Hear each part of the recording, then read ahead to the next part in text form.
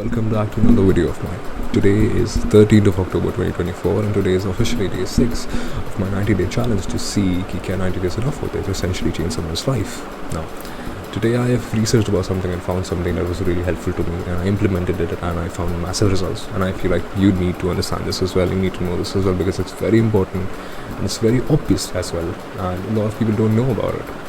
And if you implement it, you will see instant results right now because it's that effective and it's that simple as well, right? So, you might have had this problem of saying, okay, I'm studying right now and I took a break, and if I'm taking the break for let's say 5 minutes, that break starts getting extended to 10 minutes, 15 minutes, 20 minutes, 30 minutes, an hour maybe. That means you essentially start procrastinating to sit and study again. The reason you might feel because of that is because you don't want to study, and that's right, but not quite right. Now let me explain this to you. For learning this, for understanding what I'm trying to say here, you need to learn about dopamines. Now if you're any student, you might just know about dopamine, but it's very important to understand that dopamine is a hormone. It's basically a neurotransmitter, right? It makes you feel pleasure. So it's a feel-good hormone basically. So if your dopamine is spiking up, you actually start feeling good, right?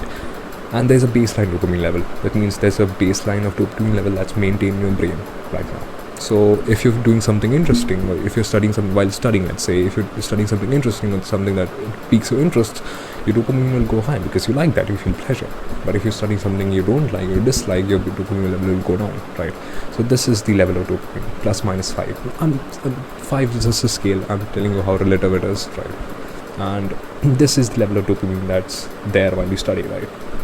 But let's say you took a break, and in that break, what we all love to do is take our phones, open social media, or maybe go talk to our friends, or play games maybe for 5 to 10 minutes.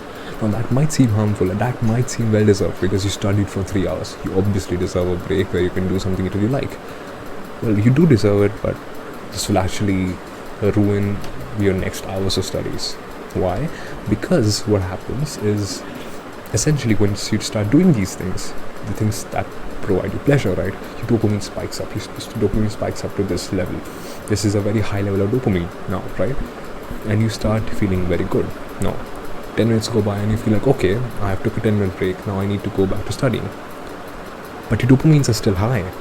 Why would your brain want to go from a level of pleasure, from a sense of pleasure, to back down to this dopamine level? Because your brain obviously loves this level.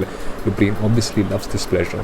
Why would it want to come down to this level again, right? And that's essentially the reason why you start procrastinating while you study. That's the reason why breaks start extending itself. So what's the solution? Should you not take breaks? Well, yes, you should. Breaks are very important for your brain to optimally work, because studying is a very fatiguing process. It fatigues your brain to a very high extent, and it's important for you to take frequent breaks between studying to help you study in a more efficient manner. But the things that you do in the break is very important. If you do the wrong things in the break, you're essentially just wasting, and you are at potential risk of wasting your next hours of the day and procrastinating even more. Well, what you need to do in those breaks is do something that relaxes your brain, not stimulates it. What stimulates your brain is, stimulating your brain basically means increasing or basically affecting your hormonal levels, right? You need to start relaxing your brain. Do relaxing things. Go for a walk, talk to your parents, play with your siblings, sit quietly, take a nap for 15 minutes, maybe go out to buy some vegetables or something, help out in the house, maybe clean your room.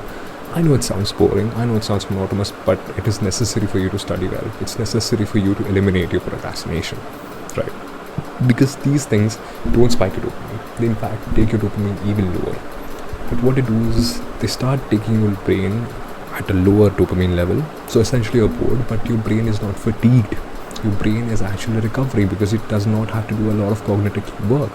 Your brain is not thinking while you're sleeping, right? You're essentially calming your brain down, and that is helping your brain to recover to study again. And your dopamine levels are not going up, so your brain is not feeling any kind of pleasure. So you actually want to go to study again because now you're bored and you're studying. For you, for your brain now, study is actually a good thing because that's essentially taking your dopamine level to this. So your brain doesn't want to come from this to this, but your brain would want to come from this to this, right? Your brain does want to come from a lower level to a higher level. So if you're essentially bored and relaxing your brain, it's the best thing. It's a win-win. You're bored, so now you want to study. Studies now feel interesting to you.